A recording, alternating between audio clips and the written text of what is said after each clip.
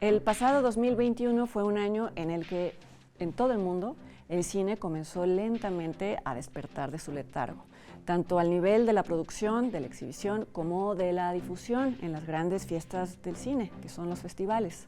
Las salas también comenzaron a reabrir sus puertas poco a poco y varios festivales ya se llevaron a cabo de manera híbrida o incluso de manera completamente presencial. Esta noche, Leonardo García Tsao y yo revisaremos lo acontecido en el cine iberoamericano en todo el mundo durante el pasado 2021. También repasaremos la trayectoria del director uruguayo-mexicano Rodrigo Plá.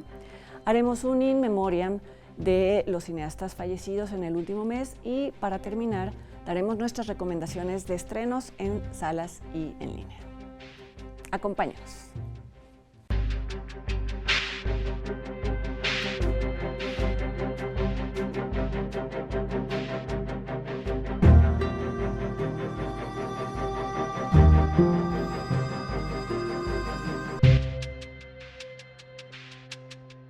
Hola, ¿cómo están? Bienvenidos a Encuadre Iberoamericano, bienvenidos al año 2022 de Encuadre. Bueno, no del programa, sino en general, pero inauguramos este año y lo hacemos. Hola, Leonardo, no te saludé, ¿cómo estás?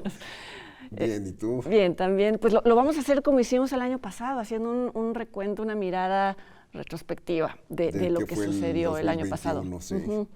Que fue un año todavía afectado por la pandemia, pero en menor grado. Ya hubo festivales, festivales que se habían cancelado el año anterior, ya ocurrieron como Cannes, o que fueron virtuales, ya fueron presenciales. Y en general hubo una buena presencia iberoamericana en ellos, ¿no? En los principales y en los menores también. Hay una muy buena presencia porque, entre otras cosas, se aguardaron las películas, ¿no? Sí. Entonces la gente dice, qué buen año fue el 2021 de cine. Pues un poco por hacer trampa, porque muchas estaban reservadas y no estrenadas y salieron al mismo tiempo. Sí, ¿no? nosotros mismos ahora que hablemos de algunas, pues algunas fueron películas que se estrenaron fugazmente, incluso en el 2018, 2019, pero hasta ahora vieron sí, la luz, la ¿no? luz, sí, hasta este año, el hasta 21. este año. Pero, sí. pero independientemente de que haya sido porque se hayan guardado, creo que ha sido un buen año de cine en general. Sí, en general, hay buena... Y también el iberoamericano, como que siempre estamos proclamando la muerte del cine por una u otra razón. Es como Greenaway. Sí.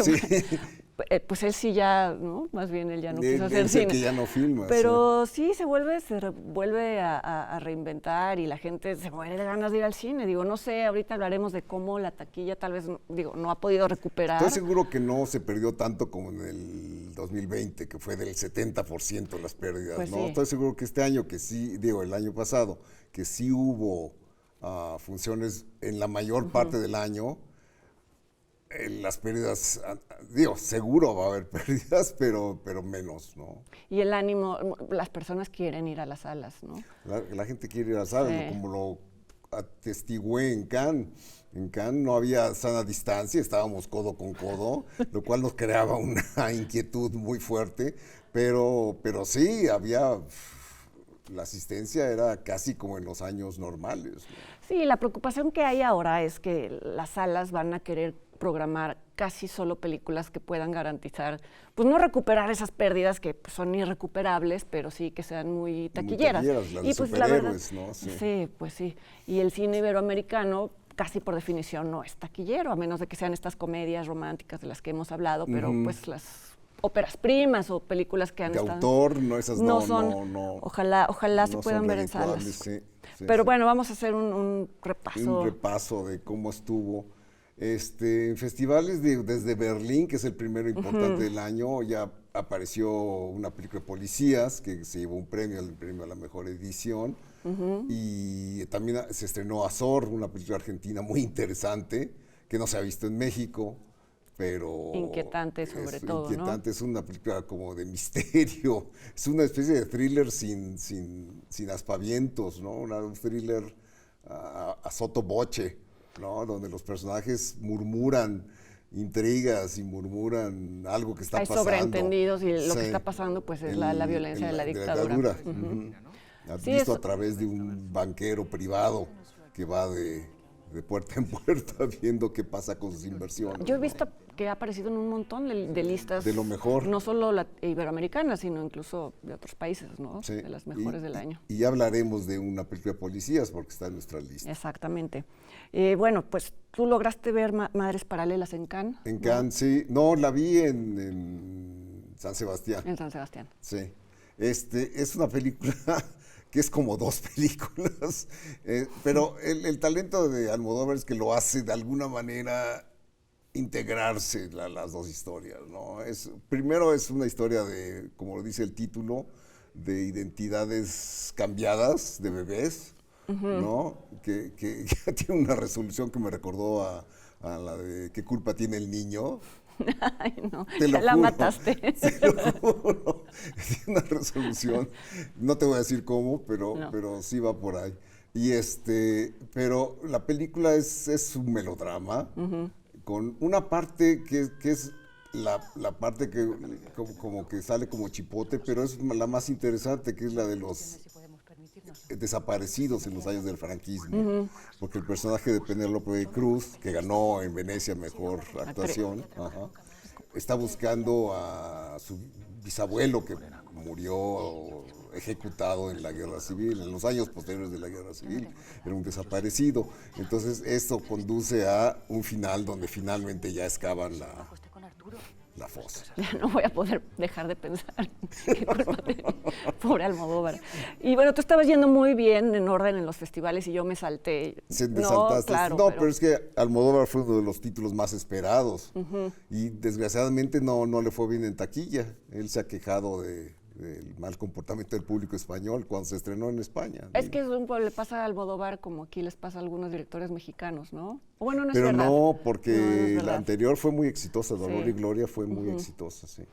Pero me refiero a que, por ejemplo, en Cannes hubo presencia iberoamericana Sí, interesante, importante y celebrada, ¿no? Y muy celebrada. Bueno, estaba desde luego, que tú la comentarás, Noche de Fuego. Sí, de Tatiana Hueso. De Tatiana Hueso. Está La Civil. La Civil, que también Que bueno, no es- ha recorrido, no es exactamente mexicana, pero el tema es mexicano. Y la actriz es mexicana y el productor es mexicano. mexicano, sí. La actriz es Es Arcelia y el Ramírez. productor es Michel Michel Franco. Franco, sí. Y es una película interesante, salvo un último tramo que es un poco inverosímil, pero a mí me gusta, el planteamiento inicial es muy dramático y muy efectivo. Y ha ido muy bien en los diferentes Aquí en México no se ha festivales. estrenado, No se ha curiosamente. estrenado, no. Esperamos no. que sea uno de los estrenos de este año, 2022. Exacto. Y también en Cannes estuvo una película costarricense, que no es lo normal. Digo, es una chica que estudió en Estados Unidos, o sea, como suele suceder en nuestro cine, es de familia pudiente. Y entonces es una película llamada Clara Sola. Que no hemos podido ver. No hemos podido ver, ¿no? Ojalá nos llegue por acá. Y una película colombiana llamada Amparo estuvo en la Semana de la Crítica. Esa sí la vi, que es sobre una madre que quiere que su hijo no entre al ejército. El hijo es reclutado para ser, en la época de la pelea, de la lucha contra las guerrillas. Entonces, estar en el ejército era muy expuesto. Entonces, hace lo imposible para evitar que el su hijo sea llevado a la tropa, ¿no? Lo veremos entonces. Sí, tiene un problema que es una decisión estética que todo se centra en la actriz, en Amparo precisamente el personaje. Entonces, todos los personajes demás son como aleatorios, ¿no? Y casi no se ven, todo está centrado en el rostro de ella, ¿no? Ok, no, sin haber un motivo narrativo necesariamente. Pues no. Ok. Pero es una decisión estética, obviamente, ¿no? Después, ¿qué festival sigue? Cannes. De Cannes sigue Locarno y Venecia. En Venecia tuvo 4 películas Sí. mexicanas, por lo menos, ¿no? Que Lorenzo Vigas. Lorenzo Vigas con La Caja, estuvo el otro Tom, que ya hablaremos Ya de hablaremos de ella cuando hablemos de Rodrigo Pla más adelante. Sí, estaba la de Michel Franco, estuvo Sundown. con Sundown. Y nos falta una que es El Hoyo en la Cerca, El hoyo en la que cerca ha de ido Joaquín del con Paso. fortuna en otros festivales, ¿no? Sí. Acaba de ganar en el Cairo. el premio principal, la Pirámide de Oro del Festival del Cairo. Que es una película interesante. Sí. Habla de estos grupos de élite que Es hay como, en Latinoamérica. como una academia de fascistas, ¿no? Sí. Yo poniéndolo como en eufemismo, no hay que por qué ponerlo en eufemismo, sí. No, es bastante aterrador la realidad que muestra Claro. de esos especie de curas que son sus maestros, ¿no? Y que les enseñan a los niños a temer todo afuera, entendiendo pues personas que no pertenecen a su alto su estrato. entorno, sí. Y sí, fíjate que yo cuando la veía pensaba tal vez en una cosa que no tiene mucho que ver en este documental que platicábamos de Colonia Dignidad, ¿no? Colonia Dignidad, Digo, sí. no es la misma idea, pero pues sí un poco, ¿no? La idea Va por ahí. va por ahí de Sí. no dejar salir a los niños, hacerles creer que fuera hay un mundo aterrador y amenazante. Y fomentar conductas deleznables, ¿no? Y Sí. se sugiere también abuso sexual. Sexual, sí, está sugerido, ¿no? No está sugerido, pero Sí, pero no está planteado así. pero bueno, en México pues tuvimos Frontalmente. nuestro caso, ¿no? De Sí, cómo no. escuelas de élite con abuso sexual, así que no, pues no es tampoco tan desatinado sugerirlo. Película bien resuelta, de este Joaquín del Paso. Joaquín del Paso, sí. Y ahí estuvo Madres Paralelas, que ganó, ya lo mencionamos. Yo ya me voy a adelantar, en Toronto se estrenó La hija de Martín Manuel Cuenca, Cuenca, sí. que ya hemos comentado, pero vamos a comentar más adelante, no es que cuando nos estemos hablemos de ahorrando el nuestras comentario, favoritas, así sí. es. Ujú. Y Un estreno que no fue muy bien acogido, pero fue interesante, fue El baile de los 41, ¿no? De David Pablos. sí, claro. Vamos, es la primera vez creo que en cine se toca el tema de aquella infamous, como dicen. Sí, exacto. Iba a decir famosa, pero por las malas No, razones, no. enredada que ocurrió cuando un nieto de Porfirio Díaz se vio, era parte Un de un yerno. baile, ¿no? Un yerno, perdón, Sí, quiero sí, decir. el yerno de Porfirio Díaz. Así sí. es, entonces se quiso encubrir eso y bueno, pero pues Y es la una película anécdota que se busca estéticamente es muy reivindicar. lograda. Y está muy bien actuada. Es una película realmente... A mí me parece un poquito tiesa, ¿Sí? sí, como un poco demasiado de buen gusto.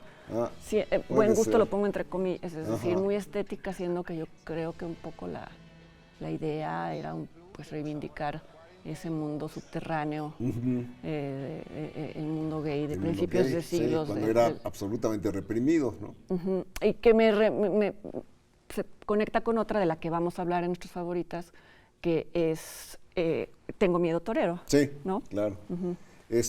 La película se estrenó en Netflix, no pasó en cines. Sí, ¿no? pero además, bueno, como bien dices, está muy bien actuada. Alfonso Herrera lo hace muy bien. Y ganó el Ariel, me parece. Exactamente, Ajá, ganó era sí. el Ariel. Y en San Sebastián, para seguir hablando de festivales, hubo muchas películas españolas, como es natural.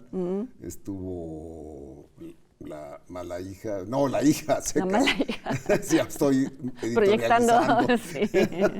No, La hija está, El buen patrón, por eso me fui por el lado del adjetivo, El buen patrón de Fernando León de Aranoa, que todo el mundo pensó que iba a ganar, pero el jurado decidió otra cosa. Y un jurado femenino y feminista, premió básicamente todas las películas de mujeres que había. Estaba Maixabel de Isiar Boyaín, otra película bien pensante de Isiar Boyaín, pero que de alguna manera como que no acaba de ser Bien contundente, sí. De buenas intenciones. De buenas intenciones, sí.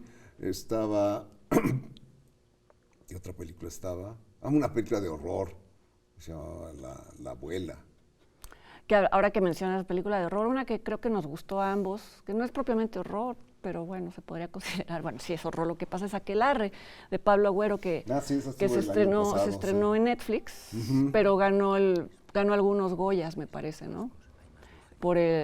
Sí. Sobre todo por el diseño de arte y demás, que recrea pues la cacería de brujas. Y como en una la de ellas región vasca. les voltea la tortilla a los inquisidores, Así es. sobre todo a uno. Una película que sí me dejó buen recuerdo y que se puede ver en Netflix. Se puede ver todavía, ¿verdad? Sí. Sí, también una película que ha recorrido varios festivales con buenas recepciones, cosas que no hacemos. Sí. De Bruno Santamaría. Sí, ese le fue muy bien desde el año anterior. Empezó a ganar en festivales. El de Chicago, ¿no? Ganó. El de Chicago ganó, sí. Y después está una película brasileña que no hemos visto, pero que también ha recorrido, es La última floresta de Luis Bolognesi.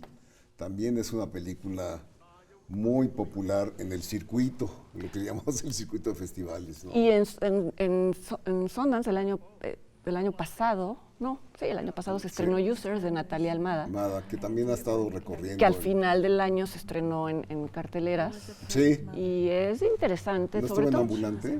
Sí. Sí. Es interesante el planteamiento, no sé si el desarrollo cumple tanto con la idea. Habla de cómo una nueva generación de niños pues va a crecer conviviendo con nanas digitales, en el sentido de que ya existen estos robots que pues arrullan a los bebés y las pantallas mismas, y eso en qué va a derivar, pero creo que después se desperdiga un poquito. Pero ha recibido muchos premios, pues ganó en Sundance. Sí. Ganó justamente el premio del mejor documental. ¿Sí, no? No me acuerdo. Sí, creo que sí. Bueno, pues vamos a hablar más en personal, en nuestra opinión personal, nuestras favoritas, en el siguiente bloque. No se vayan.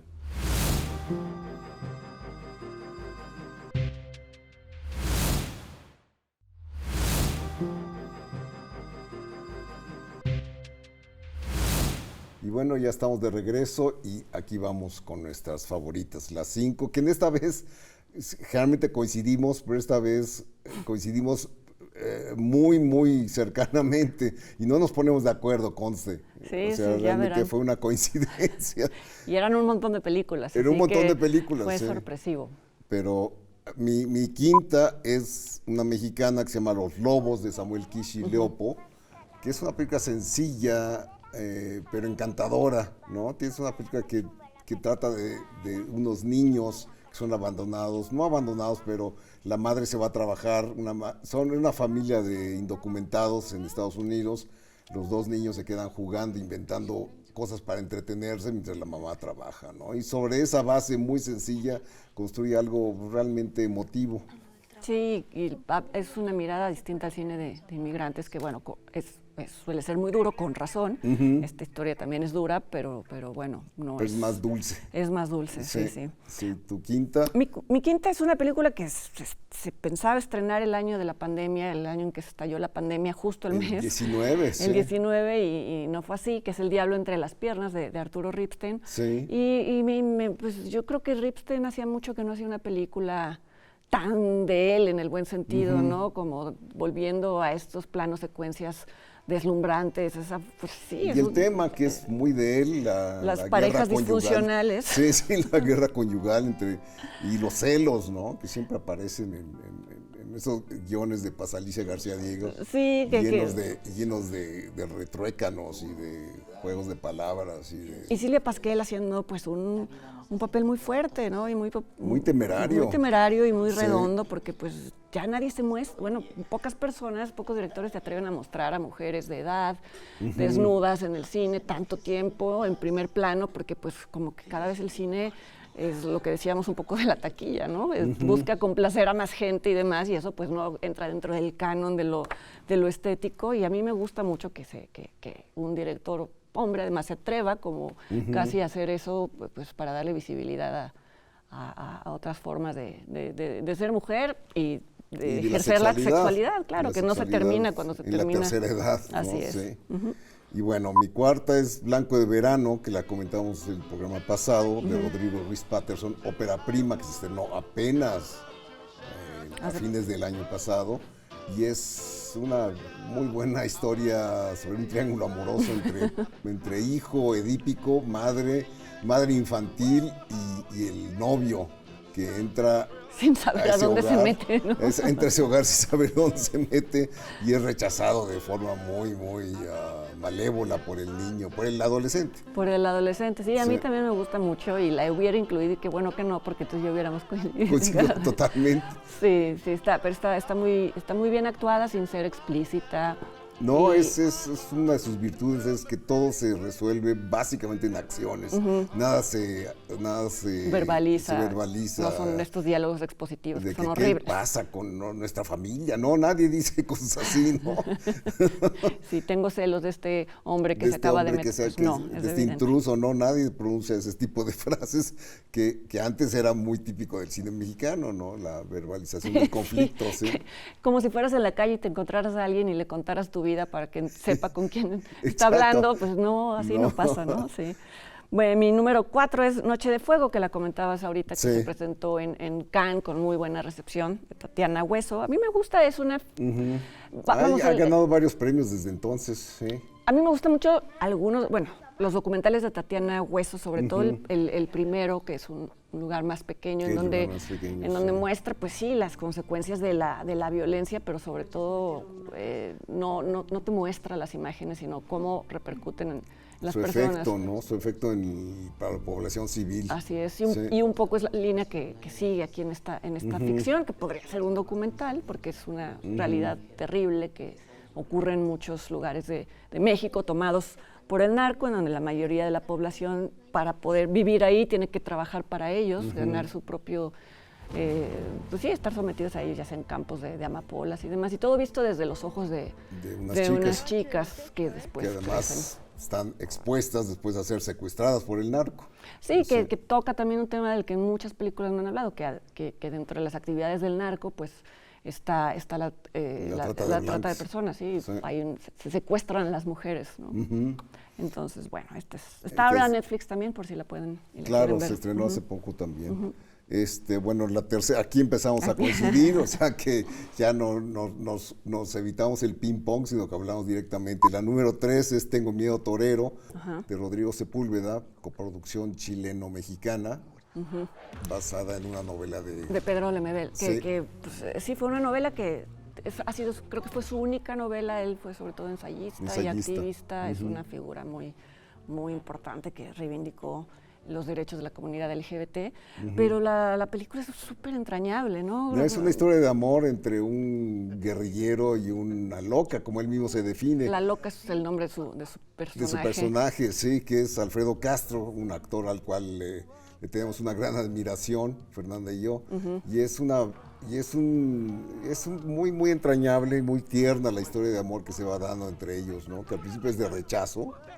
Se parece un poco al Beso de la Mujer Araña en ese sentido, ¿no? Sí, y el actor mexicano es Leonardo Ortiz Gris. Sí, que pues se toman esta libertad, se la toma Rodrigo Sepúlveda, en tanto pues evidentemente en el original era un personaje chileno. Pero por la coproducción. Pero funciona bien, porque sí, porque ves las coproducciones, tienen esta cosa brinca el acento o pero algo. le crean una especie, por ejemplo, le crean a la loca un gusto por el cine mexicano de la época de oro, entonces se entusiasma pensando que Ortiz Gris es una especie como de Pedro Infante o no sé qué, y Leonardo Ortiz Gris hace el personaje como con un tono dulce, que él por sí creo que tiene ese registro. Ese registro, entonces sí. funciona muy bien entre ellos, y pues sí, Alfredo Castro haciendo, yo no sé cuándo va a ser un papel que no le salga bien. Que no le salga bien, sí, es impecable en todas sus películas. Así ¿no? es. Esa la logramos ver en Amazon, ¿no? Creo. Sí, porque esa no se ha estrenado en México. No, pero creo que sí está en línea. Bueno, en línea, en distintos países estará, en distintos lugares. La hija es una película que vimos en festivales, no se ha estrenado en México ni en plataformas todavía, pero estén atentos, es una muy buena película del español Manuel Martín Cuenca, que ya hemos hablado de ella, pero es una historia sobre una pareja que libera a una chica de un reformatorio que está embarazada de su novio para con el propósito de quedarse el arreglo, con el pero además niño. acordado desde antes, Sí. ¿no? De quedarse. Pero pues bueno, las cosas y los sentimientos cambian. Hay varias vueltas de tuerca muy bien logradas, donde el final es muy violento y muy fuerte, pero la película es efectivísima. Pues tú lo decías muy bien cuando hablamos de la filmografía de Martín Cuenca, que creo que creemos que encontró su punto cuando cuando empezó a centrarse en personajes obsesivos sí. y ambiguos, en donde pues no los puedes juzgar porque, bueno, pues sí, quieren tener un hijo y eso es legítimo, pero luego hacen algo totalmente reprobable. Y pueden dar la apariencia de ser personas totalmente benévolas, pero cerrando la puerta pueden ser monstruos, ¿no? Monstruos, sí. Sí, la adhesión del público va cambiando. Sí, no sabes de qué lado ponerte. Sí, es muy interesante en ese sentido. Y finalmente, la número 1 para ambos es una película de policías de Alonso Ruiz Palacios, película mexicana, que yo creo que es la película mexicana más inteligente que se hizo el año pasado. Es sorprendente, ¿verdad? Sí, es tan bien diseñada y tan bien pensada. Es una película que habla de la policía mexicana, pero en términos incluso positivos, cosa que es muy sorprendente, ¿no? Positivos, pero no condescendientes, porque también sería muy fácil caer en esta cosa de, en la cosa contraria y decir son héroes. No. Simplemente habla en términos absolutamente realistas de cuál es el papel y cuál es el peso que tienen los policías de México. Y la poca preparación en el sentido de pocos recursos. Pocos recursos muy abandonados que son por las autoridades. Sí, ¿no? que siempre pues decimos, ay, este policía me quiso sobornar y todo, pero pues ellos a la vez tienen una cadena de pagos que tienen que hacer a no sé cuántos mandos superiores, los riesgos que se exponen en un país como México, en donde el narco pues podrían ganar, no sé, 20 veces más al mismo día, pues sí, es como muy difícil sostener siempre una postura moral siendo policía, no es una justificación, pero esta película lo deja ver muy bien. Y hay un juego actoral muy interesante porque es un docudrama. Por un lado, son actores los que interpretan a los policías, muy bien interpretados por Mónica del Carmen y Raúl Briones, ¿verdad? Sí, y ellos mismos asumen en la película que están interpretando un rol. Es uno de los tantos niveles que tiene la película, ¿no? Y llega un momento en el que ellos confiesan cómo también se desconciertan en su investigación del personaje, ¿no? De cómo puede... A mí me gusta mucho una parte en donde Raúl Briones dice que primero cuando empieza a hacer la película, dice, ¿por qué voy a hacer una película de policía? Me chocan los policías, me dan miedo. Y ya después dice que con qué derecho yo, siendo actor, voy a creer que ya entendí. O sea, él tiene como una especie de quiebre como actor, que también es pues parte de la película. Y sí, es un muy buen juego planeado por Alonso Ruiz Palacios. Sí. Esa es nuestra película iberoamericana favorita del año. Mexicana. Del 2021. Así es. Y bueno, no se vayan ahorita que volvamos. Vamos a repasar la filmografía del director uruguayo-mexicano Rodrigo Plá. Vamos a hacer un recordatorio de los cineastas y actores que fallecieron durante el 2021 y les vamos a presentar una entrevista que realizó nuestra compañera Francina Islas a Pedro Almodóvar a propósito de su película Madres Paralelas. No se vayan.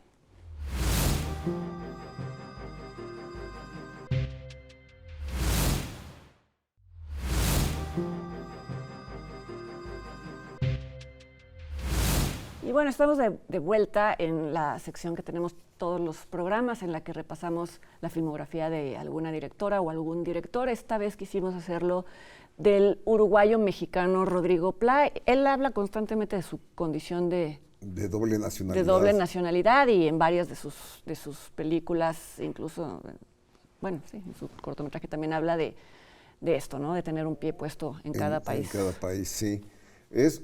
Me consta que su vocación fue desde niño, porque yo lo tuve de alumno en unos cursos. ¿Ah, sí? Sí, y de repente apareció un niño que decía que iba a aprender y dijimos, ok.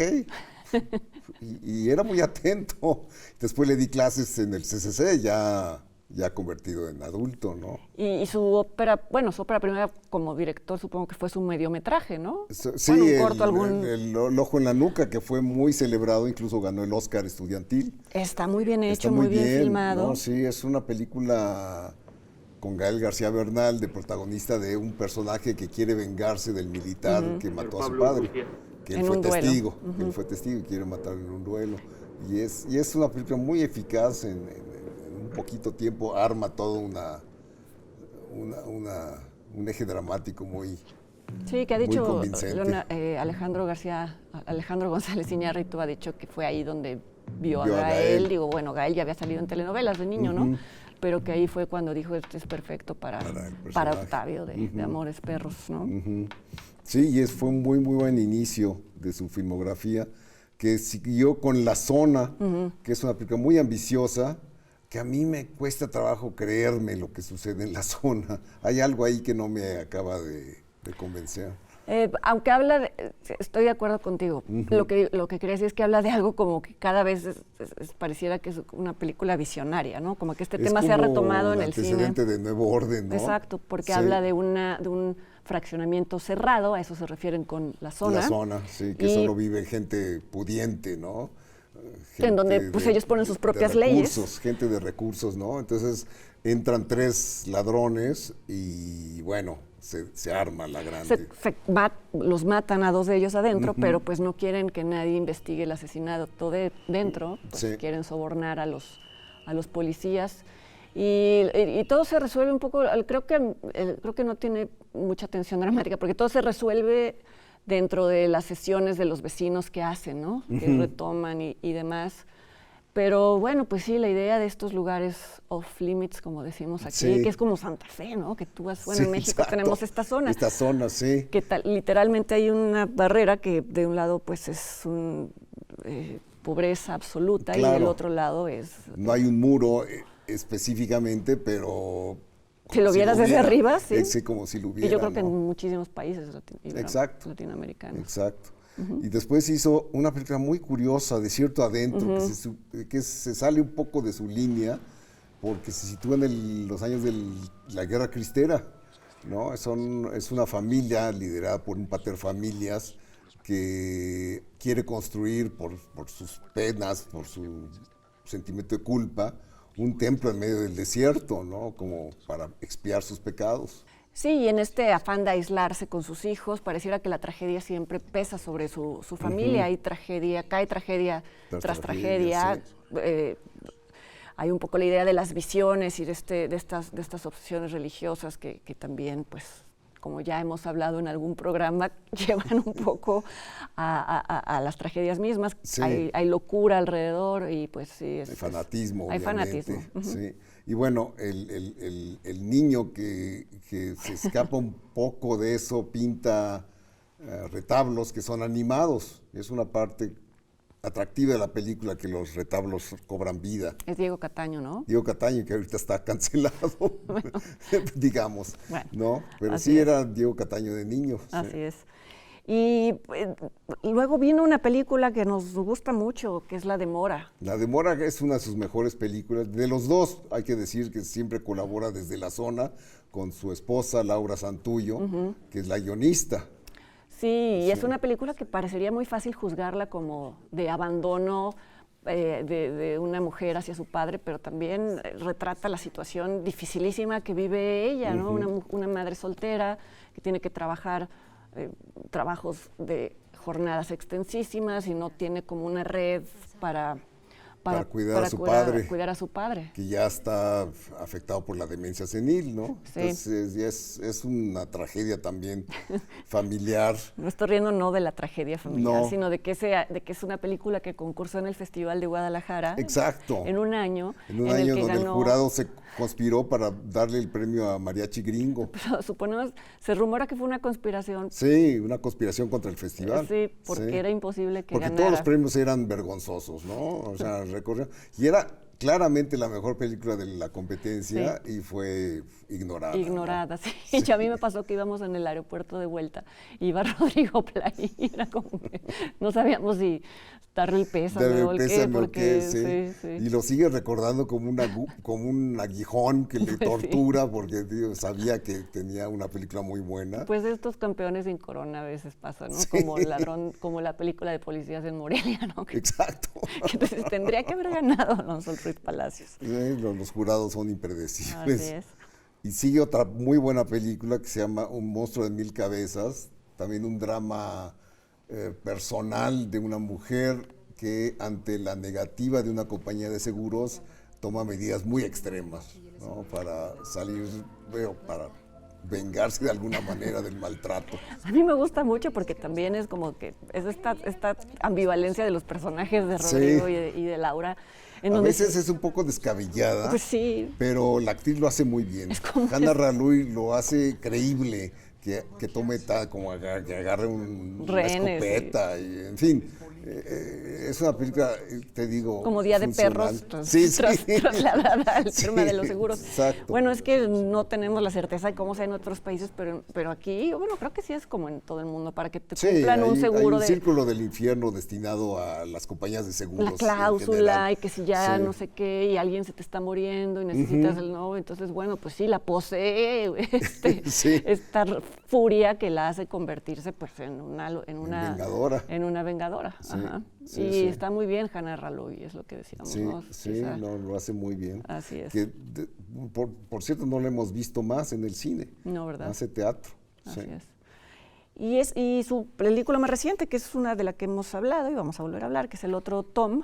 Que es una película que a mí no me convence tampoco. O sea, es la primera y la última son las que menos me convencen. Creo que es una historia de un niño con trastorno de déficit de atención, que su mamá es también una mujer un poco ríspida y se niega, bueno, al principio sí le da tratamiento de fármacos, pero después viendo los resultados se niega a administrárselos al Sí, al creo que a mí me muchacho. gusta un poco más que a ti. Sí. Sí, eso además es como también como historia de inmigrantes, ¿no? Porque son También son mexicanos, mexicanos en Estados en Unidos. Estados Unidos, sí. Y el tema ahí es que para que le sigan dando, para poder tener la custodia del niño, le tiene que dar los medicamentos, ¿no? Es una especie como de medicación obligada, pero a la vez estos medicamentos tienen efectos secundarios Sí, terribles, ¿no? sí, Entonces sí. es este asunto como de estás entre la espada y la De pared. sí. Hay un momento en el que como solución le proponen llevar al niño a una especie como de Jesus Camp. Exacto. Bueno, no es tan explícito que es como una especie de lugar, pero se conecta. Religioso, pero sí. De alguna manera me recordó un poco a Desierto Adentro, digo, nada más por el tema de la obsesión De la religiosa, obsesión porque cuando religiosa, ven sí. dónde está, en donde todos le cantan a Jesús, lo saca, ¿no? Sí, sí, yo que sí creo en los fármacos, Yo también. porque yo mismo lo sé, estoy en tratamiento, digamos. No, es una película polémica, creo que es su cometido. Supongo que es también como una crítica al sistema estadounidense, ¿no? Que es no te Sí. preguntan y lo hacen y todo ahí lo Exacto. resuelven así, ¿no? Sí, es el como que sistema. nosotros tú y yo, que estamos Ahí- a favor, es voluntario y ellos también se dedican a fuerzas, ¿no? Es un tema muy común en su filmografía, que es el sistema es malo, ¿no? O sea, puesto en términos muy esquemáticos, el sistema en todas sus Está películas corrupto y es es una malo. cosa que anula al individuo, ¿no? Tanto en La Demora como en El Monstruo de Mil Cabezas, hay un ente. Pues en La Zona también, ¿no? Hay este sistema en donde se va a privilegiar a los vecinos ricos para no denunciar lo que pasó adentro. Sí. Y pues hubo 2 asesinatos, ¿no? Exacto. Y bueno, el otro Tom también fue dirigido por Laura Santullo, es una codirección entre los dos. Así es.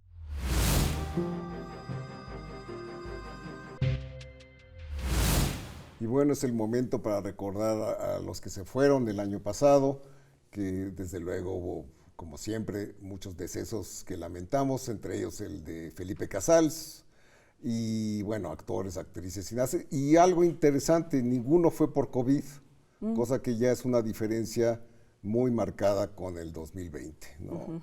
Y bueno, más recientemente, 2 ídolos populares fallecieron, que fueron Carmen Salinas y Vicente Fernández. Con días de diferencia, ¿no? Sí, sí, sí, y los dos también con una edad muy parecida.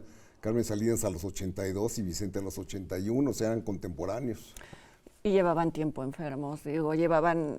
Sí, una agonía larga, sí. Habían ya estado como intentando su familia tenerlos con vida, pero pues ya habían perdido las facultades. Pues Carmen Salinas, creo que no hay en México quien no conozca en sus distintas facetas, ¿no? Como Sí. actriz, como productora de teatro, Como comediante, como básicamente. diputada del PRI. Diputada del PRI, sí. Sí, fue alguien que conectó con muchas audiencias, bueno, con una audiencia Muy grande, amplia. sobre todo por su papel de la corcholata en varias películas de ficheras. Fue un personaje recurrente que salía en diferentes películas de ficheras, ¿no? Pues dice, al parecer, que hay quien considera que Bellas de Noche es la película que inauguró, no sé si eso es algo Bueno. No sé si es históricamente correcto. O pero algo bueno. positivo. Ajá, pero bueno. inauguró el cine de ficheras. Ficheras, sí. Era el personaje de una alcohólica. Sí, decía que ella no bebía nada, entonces que fue todo un reto aprender a... ¿Tú sabes por qué se decía la corcholata? ¿Por qué? Porque o estaba pegada a la botella o estaba tirada en el piso. No sabía. Ese era el origen del apodo. Y bueno, Vicente Fernández es desde luego el último cantante ranchero notable en México, es ídolo de las masas, realmente fue muy sentida su muerte en todo México e incluso en Estados Unidos. Biden puso un tuit muy sentido. Sí, en Estados Unidos fue muy popular también, y en Sudamérica a mí me tocó, te digo, comprobarlo. La gente me decía, ¿usted conoce a Vicente Fernández cuando viajabas en un taxi? ¿No? Si lo conocieras de así. Sí, personalmente. Sí, bueno, y hizo 35 películas al casi parecer. Todas iguales, pero bueno, es el mismo personaje del héroe cantor. Del héroe cantor ranchero, ¿no? Como que había una prolongación ahí de la época de oro, de las comedias rancheras, cuando ya no había pues ni ese México ni ese cine. Nada, ¿no? Entonces, pues era el que llevaba como pues casi la misión de mantener vivas, de mantener vivas esas películas, esa tradición. Sí, él tiene películas como Tacos al Carbón, que fue su debut bajo la dirección de Alejandro Galindo. Casi todas las demás las dirigió Rafael Villaseñor Curi, que como técnico era más o menos aplicado, no era de los destajistas que estaban realmente haciendo la peor de las chambas, sino que Villaseñor Curi con todo era más o menos aplicadón. Ya en la última etapa, ¿no? En la etapa también que se empalmaba con las ficheras. En los 70s y 80s fue el reinado de Vicente Fernández en el cine. ¿Sí? Pues sí, algunos directores como Alejandro Galindo, también José Estrada lo dirigió, ¿no? Sí. En alguna película como que querían ser un personaje un poco más redondo, pero siempre acababa pesando el número musical y la fama y la fama, y pues son películas que sirven como vehículo de cantantes, sí. Pero sí ha sido muy lamentada su muerte. Muy lamentada su muerte, sí, incluso con velatorio en Bellas Artes, ¿no? Propuesto por la Secretaría de Cultura. Que sí lo tuvo Carmen Salinas, ¿no? No recuerdo. Bueno. No, creo que no. ¿No? No. Y bueno, murió una actriz española muy querida, Verónica Forqué, que casi no la conocemos en México por lo que hemos comentado siempre, que no vemos películas españolas en este país, salvo las de Almodóvar, y por eso la recordamos, por Kika y qué he hecho para merecer esto. Kika, que además acabó siendo una película como problemática de Almodóvar, sí, ¿cómo no? Hay una violación ahí chistosa. Hay una violación nada chistosa. Bueno, ¿no? en teoría. Entiendo, entiendo lo que... Sí, pero es que recuerdo bien que la volví a ver cuando hablamos de Almodóvar. Y como que no me incomodó tanto como más bien me incomodó mucho más que cuando la vi en su momento. O sea, como que el paso de los años sí le ha hecho tener este toque medio oscuro, ¿no? Exacto. Sí, y bueno, fue una muerte también muy comentada porque fue un suicidio y eso avivó en España el tema de la salud mental. Sí, porque ella ya había manifestado que pues, estaba cansada, que estaba participando en uno de estos reality de cocina y en fin, sí, fue como casi una crónica anticipada, ¿no? Crónica de una muerte anunciada. Sí. Y tú tienes a un cineasta un director peruano. Que me parece lamentable, bueno, todas las muertes son lamentables, por supuesto, pero esta pues, se siente muy prematura, de un director peruano llamado Oscar Catacora, Aymara, que hizo una película que a mí me gusta mucho, se llama Huayna-Ypacha, que se puede ver en Netflix. Netflix. Ganó aquí en Guadalajara el premio a Mejor Ópera Prima, Mejor Fotografía. Estaba rodando su segunda película y le dio apendicitis y murió. Y lo que es muy interesante de su biografía es que, bueno, él cuenta que creció en una comunidad campesina, me imagino que muy similar a la que se puede ver en Huayna-Ypacha, y se fue a ver a la ciudad y se empezó a interesar por el cine, pero cuando le preguntan por sus influencias, bueno, vio, por supuesto, bajó cine, o bueno, lo consiguió como pudo, Kurosawa, todos los grandes, pero menciona sus influencias a Brian De Palma y a Sergio Leone, y a directores que dices, caray, no, o a Takashi Miike, ¿no?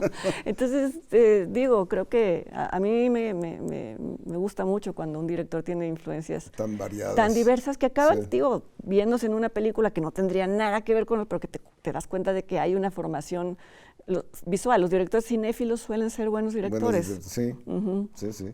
Y bueno, Huiñaypachi está en Netflix, por si gustan verla. Sí. Y bueno, antes justo de más adelante ir con nuestras recomendaciones, antes de eso vamos a presentarles lo que les habíamos anunciado, una colaboración por parte de nuestra compañera Francina Islas, una colaboración de Canal 22, en donde Pedro Almodóvar habla de la película de la que ya también estuvimos hablando, que es Madres Paralelas. El más reciente filme de Pedro Almodóvar, Madres Paralelas, sigue estrenándose en distintos países como Francia y Estados Unidos. También ha llegado a las librerías españolas en un libro homónimo que contiene, además del guión original de la película, reflexiones de Almodóvar sobre su proceso creativo, fotografías y el storyboard. Yo en esto sobre todo me doy un homenaje a mí mismo, porque me gusta mucho el hecho de tener un guión y que ese guión se convierta en un objeto y que ese objeto sea un libro. Entonces es uno de los pocos fetiches que tengo, el libro. Entonces mi casa está llena de libros y cuando puedo engrosar con mi propia firma las baldas de mi biblioteca, pues estoy encantado. Entonces me hace mucha ilusión que aunque es un género literario menor, bastante menor, yo supongo que es por mi vocación de novelista frustrada y también por cierta desconfianza de que los técnicos entiendan de lo que hablo. Doy muchas explicaciones en los guiones y eso no los convierte en novela, naturalmente, en absoluto. Pero se nota la nostalgia de la novela. En la presentación del libro, acompañado de la periodista Pepa Blanes, el director de Carne Trémula habló sobre su proceso creativo. Como además la génesis de mis guiones duran mucho tiempo, o sea, hay pocos guiones que me hayan salido de un tirón, porque se van como sedimentando a base de tiempo. Entonces cuando escribo nunca pienso, excepto algunas excepciones, nunca visualizo la película. O sea, ni pienso en otras películas de otros directores, ni pienso en qué cara tienen los personajes. Entre otras cosas porque cuando estás escribiendo, al menos las mías cambian mucho. De pronto, quiero decir, que cambian a veces de sexo o cambian de profesión o cambian radicalmente el personaje. Entonces es mejor no hacerlo pensando en alguien. Pero reconozco que, por ejemplo, Volver, la escribí pensando en Penélope. A pesar de todo el cine que hice con Carmen Maura, la única película que hice realmente pensando en ella fue Mujeres al borde de un ataque de nervios. Y también con respecto a Antonio, la única película que hice pensando en él, que le tenía ya visualmente, lo escribía y le veía, fue Átame. ¿Julieta? Yo creo que desde Julieta mi cine se ha vuelto más sobrio. Esa es mi conciencia. Y que incluso me ha traído como una novedad el hecho de la sobriedad y la contención en los actores y la contención incluso en mí mismo también. Y yo creo que Julieta, Dolor y Gloria y esta película, digamos que pertenecen, hay un punto de inflexión en Julieta y que me lleva a esta sobriedad. Pero hay algo que he descubierto en lo cual sigo siendo el mismo director que hizo películas en los años 80, y es en la coloración. La coloración de mis películas sigue siendo un color que se parece al Technicolor de mi infancia. Todavía sigo viéndolas con colores muy contrastados y muy vivos.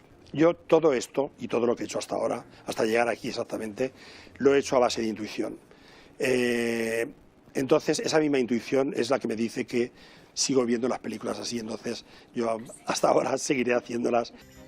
El director de Madres Paralelas habló también de proyectos de películas que guarda desde hace años, algunos con personajes tan almodovarianos como una mujer enamorada de un coche y del que queda embarazada, vampiresas o mujeres poseídas que tienen un tórrido romance con un poltergeist. Tengo ideas de esas que me gustaría, pero ¿sabes lo que pasa? Es que de algún modo sí que hay algo más de seriedad en mí de la que había hace 40 años. Y esa mínima seriedad me impide afrontar estos proyectos porque todavía yo sé que no están cuajados como guiones. Están llenos de ideas y hay cosas ya muy buenas, pero que necesitan mucho más trabajo, pero no soy capaz de dárselo o no se me ocurre nada más. Para Canal 22, desde Madrid, España, Francina Islas, corresponsal. Son todos de izquierdas.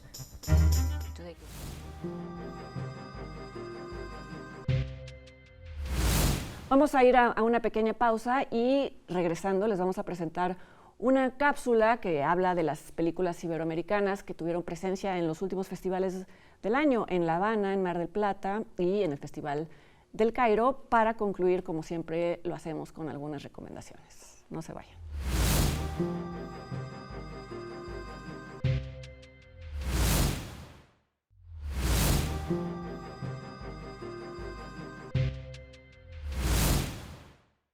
Comenzamos este recorrido mensual en una locación inusitada, el Festival de Cine del Cairo en Egipto. Durante su reciente emisión número 43, se premió al cinefotógrafo español José Ángel Alayón como mejor contribución artística por su trabajo en la producción hispano-colombiana Elis Transportan a Morte. La Pirámide de Oro a la mejor película fue para El hoyo en la cerca, del mexicano Joaquín del Paso. Ahora regresemos a Latinoamérica. El Festival Internacional de Cine de La Habana entregó galardones a películas que en lo general ya habían sido vistas y premiadas en otros festivales del mundo. El premio coral de largometraje de ficción fue para Pacificado, del brasileño Paxton Winters, y la película mexicana Nuevo Orden, de Michel Franco, obtuvo el premio coral especial del jurado. Otro premio coral especial del jurado, esta vez en el rubro de largometraje documental, fue para Érase una vez en Venezuela, de Anabel Rodríguez, y el premio coral de largometraje documental se entregó a Antena da Raza, de Paloma Rocha y Luis Abramón, de Brasil. El premio coral de ópera prima fue para la multipremiada Sin señas particulares, de Fernanda Valadez, de México. En el Cono Sur se llevó a cabo la versión 36 del Festival de Mar del Plata en Argentina. Dentro de la competencia internacional, la película española Espíritu Sagrado, de Chema García Ibarra, recibió una mención especial del jurado. En la competencia latinoamericana, los palmarés fueron para la argentina Jesús López, de Maximiliano Schoenfeld, con el premio Astor Piazzolla al mejor largometraje, y para el filme De todas las cosas que se han de saber, con la mención especial de esta sección. Y para terminar, celebramos que en la próxima edición del Festival de Sundance aparecen anunciados varios estrenos latinoamericanos, entre los que destacan el de la directora chilena Francisca Alegría, con La vaca que cantó una canción sobre el futuro, también Dos estaciones, del mexicano Juan Pablo González, Mars One Marteum, de Gabriel Martins, de Brasil, y de Bolivia Utama, de Alejandro Loaiza Grisi. Muy atentos a lo que ocurrirá en Park City entre el 20 y el 30 de enero próximos.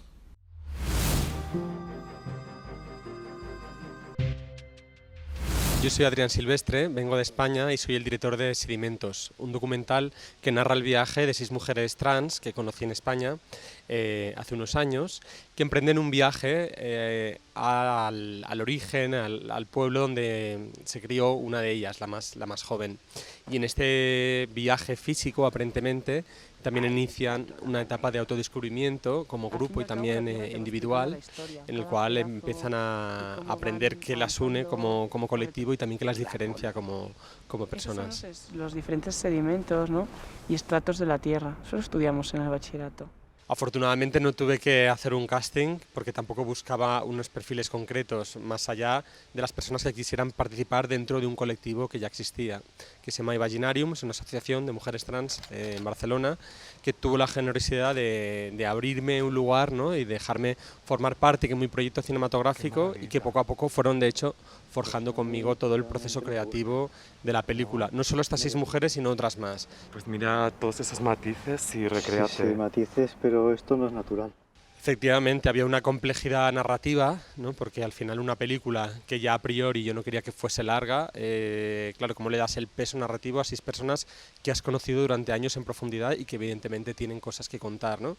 Pero poco a poco te vas dando cuenta también de que de repente unas funcionan más con un rol de escucha, como es el caso de Saya, ¿no?, que también tiene sus momentos, pero sí que no tenía esa necesidad de lanzarle al mundo un relato concreto, ¿no?, como a lo mejor la historia de Cristina o de Yolanda, que representa la memoria, el pasado, que está más presente que nunca, ¿no?, en la película. Es apocalíptico. En cuestiones de liderazgo, sí, cada una tiene su momento, y yo creo que eso está en la película, pero yo al final lo que traté es que si se veía poco o mucho de cada una, que eso fuera fiel a lo que yo había visto. Y creo que están las 6 allí, ¿no? En este caso, como decidimos ir a la zona de Magdalena de León, es una zona de minería básicamente, muy afectada cuando la minería atravesó su principal crisis, y bueno, encuentras este tipo de paisajes, ¿no? Como esta cantera que parece una montaña invertida, que la propia Magdalena nos mostró como uno de sus lugares favoritos, y donde yo me quedé impactado porque vi una carga metafórica muy poderosa, ¿no? Que al final estaba hablando un poco de lo que nosotras también estábamos planteando en la película. Es innegable que la comunidad trans pues, probablemente sea la comunidad que más violencia ha sufrido transversalmente, universalmente y con cada generación, ¿no? Y todavía hay mucho con lo que luchar, y efectivamente me cuentas que en México esto es así, y supongo que no se podría hacer la misma película. Pero algo que yo aprendí y que ellas quisieron poner encima de la mesa es esta visión de fortaleza, de superación, de empoderamiento que este grupo en concreto tiene, y que sin olvidarse de lo que ha sido el pasado, ¿no? Como todas las historias brutales que nos cuenta Yolanda, hoy pueden dar un paso firme y contarlo desde otro lugar, que ahora mismo lleva 4 o 5 meses de recorrido, y estamos teniendo suerte en el sentido de que nos están programando muchísimos festivales, y queremos agotar ese recorrido hasta que ya por fin esté en una plataforma, pero desde luego cuando esto pase sí que es muy interesante que tenga el mayor alcance posible, sobre todo por esa carga didáctica que tiene, que innegablemente tiene. Pero ahora estoy más centrado en el estreno de mi nueva película, que prácticamente se va a juntar y que también está muy conectada con esta, y vamos a ver cómo conviven las dos. La película se llama Mi vacío y yo, y la filmé paralelamente a Sedimentos, porque también narra la vida de una de las integrantes del grupo que no aparece en Sedimentos. Ella se llama Rafael Pérez, es una chica francesa que se fue muy joven a España y empezó su tránsito allí en Barcelona, y abordamos desde la ficción sus 2 primeros años de tránsito. Es como la otra cara de la moneda de Sedimentos, es una historia urbana, en vez de colectiva está muy centrada en la versión de un solo personaje, con muchísima subjetividad. Es una película que mira hacia adentro, hacia la intimidad, que tiene una carga más dramática, más violenta, porque como te digo, pues muestra como el otro lado, pero que sin embargo está conectada, y donde las 6 actrices de Sedimentos también aparecen.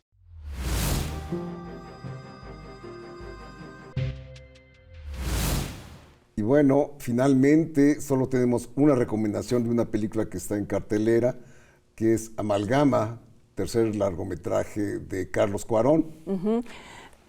Es una comedia. Es una comedia, concursó en el Festival de Morelia. Morelia, sí. A mí me gustó, es una buena comedia. A mí me divirtió bien, también, sí. Y creo que tuvo muy mala recepción de entrada por un póster que no le favorecía nada a la película. Era un póster muy desafortunado que parecía película brasileña de los 70s, ¿no? Sí, que pues sí, como de comedia, pero como sexy comedia. Exacto. Y pues es un poco, habla un poco del tema que creo que casi que se puede rastrear en Y tu mamá también, ¿no? Que son los personajes que en un viaje se dan cuenta de algo que va a cambiar su vida para siempre, y en este caso, bueno, pues ya son personajes que tienen una crisis pues de la edad madura, porque están sobre todo son tres hombres y una mujer. Y todos dentistas que están en un congreso. Por eso el nombre de Amalgama. Un congreso sudamericano. Y ellos se dan cuenta de que todos de alguna manera tienen una relación enfermiza. Un congreso mexicano, pero en el sur. En el sureste, sí. Y todos se dan cuenta de que tienen una relación un poco malsana con alguna mujer, con una esposa dominante o con una madre dominante.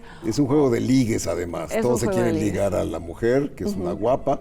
Y ella también juega con Y ella con también ese siempre atractivo. está también como en relaciones disfuncionales, en fin, se dan cuenta de cómo tienen tendencia a boicotear sus propias...